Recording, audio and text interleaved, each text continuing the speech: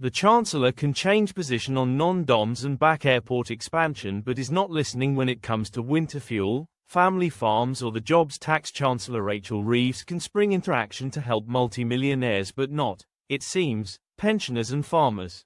That's the harsh lesson people who have been hit with some of the Treasury's most bitterly opposed policies will draw from her moves to pacify so-called non-DOMs. Millionaires are fleeing Britain, farmers cannot pack up their fields and head abroad, and few pensioners would consider leaving the country they have known all their lives. More than 10,000 millionaires quit the UK in 2024, a 157% increase on 2023. The Chancellor this week said at Davos, the global gathering in the Swiss Alps for the world's uber-rich, that she has been listening to the concerns that have been raised by the non-dom. What the pensioners who are struggling at the axing of the universal winter fuel allowance or farmers terrified they will lose family land because of inheritance changes have to do to get her attention. Money talks.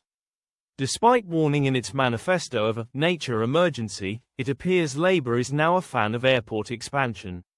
Energy Secretary Ed Miliband branded the idea he might resign over a third runway at Heathrow ridiculous, even though he reportedly threatened to walk out of Gordon Brown's cabinet on the issue in 2009. The scale of economic danger facing the debt-laden UK seems to have. Labour went into the election promising to axe non-dom status, which allows people who live in Britain to avoid paying UK tax on money made overseas if they can prove their permanent home is abroad.